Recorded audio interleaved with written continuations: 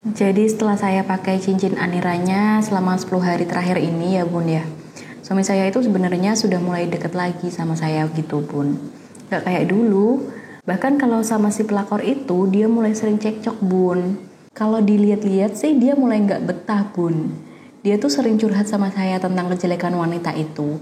Entah wanita itu tukang marah-marah lah, wanita itu suka ngambek lah, suka ngabisin duit lah. Kan lucu ya bun. Di satu sisi dia ngeluh-ngeluh soal wanita itu, tapi di sisi lain kok nggak dicerai aja dia. Ini yang bikin saya jengkel banget bun sama suami saya. Saya harus gimana lagi ya bun biar suami saya itu mau ceraikan wanita itu. Assalamualaikum warahmatullahi wabarakatuh. Sahabat bunda yang dirahmati oleh Allah. Baik, itu tadi adalah salah satu curhatan klien saya yang beberapa waktu lalu memaharkan cincin anira untuk mengikhtiarkan suaminya yang selingkuh dan terlanjur menikah siri. Nah, di satu sisi beliau bersyukur karena suaminya yang tadinya temperamen, egois, kasar dan lebih mementingkan si pelakor, nah sekarang sedikit lebih condong kepada beliau. Bahkan kabar baiknya suaminya ini mulai curhat-curhat nih bun tentang ketidaknyamanannya pada sifat asli si pelakor. Nah, yang dirisaukan beliau tadi adalah kok nggak segera diceraikan aja ya kalau nyata-nyata tingkahnya di sini itu selalu ngejengkelin. Kan begitu ya? Jadi begini bun, suami itu makhluk yang independen. Ya, ketika dia sudah memutuskan sesuatu, dia itu biasanya butuh pertimbangan akal sehat yang matang. Ya, bukan karena pengaruh istri, bukan karena pengaruh teman, tapi murni karena kesadarannya sendiri. Suami klien saya ini itu masih ada di fase logis dan mulai sadar, tapi dia itu belum sampai pada pertimbangan keputusan. Nah, saya pernah membahas 3 fase yang dilewati oleh suami yang selingkuh.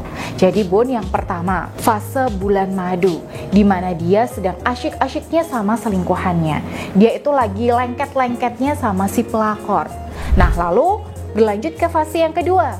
Dia akan ada di fase logis ya, karena cadangan hormon cintanya itu sudah mulai habis.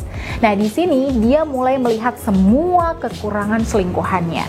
Yang dulunya itu tampak begitu sempurna, sekarang udah mulai kelihatan belang-belangnya. Nah, setelah itu dia akan masuk ke fase yang ketiga, di mana dia akan mulai berpikir ulang tentang semua keputusannya. Nah, di sini sudah mulai nih bun, ada rasa-rasa nyesel di hati suami. Nah, di kasus klien saya ini, si suami ini masih ada di masa-masa transisi antara fase kedua ke fase ketiga. Nah, di sini suami masih menimbang-nimbang, apa iya kondisi ini itu akan dia terus-teruskan? Apa sih untungnya melanjutkan pernikahan dengan wanita itu? Apa sih ruginya? Nah, nanti kalau beneran lepas dari wanita itu, apa benar istri bisa membackup semua seleranya? Tapi kalau nggak dilepas, gimana ya? Oke, pikiran-pikiran semacam ini bun, itu masih menggelayuti batin suami bunda. Nah, lantas apa yang perlu dilakukan istri? Oke, tunggu sedikit lagi bun. Nah, di sini yang perlu bunda pastikan adalah bunda terus istiqomah memberikan yang terbaik. Ya, masalah kapan suami mau mengakhiri hubungannya dengan si pelakor itu bukan urusan bunda. Yang jadi urusan bunda saat ini adalah berusaha menjadi pendengar yang baik ya, dan hindari terlalu banyak mengkritik suami bunda. Hindari terlalu banyak mengatur suami. Ya, jadi berikan dia ruang untuk berpikir bun, sambil terus ya menunjukkan sikap dan pelayanan terbaik bunda. Dan biarkan suami itu menimbang-nimbang dan menemukan kenyataan bahwa bunda di sini itu lebih layak dipertimbangkan. Jadi daripada bunda bertanya-tanya terus nih, duh kapan ya suamiku ini ceraikan si pelakor itu? Nah, di sini ganti pertanyaan bunda dengan apakah aku sudah layak dipertahankan? Nah, kalau perlu, tanyakan langsung ke suami bunda. Menurut ayah, bunda kurangnya di mana ya?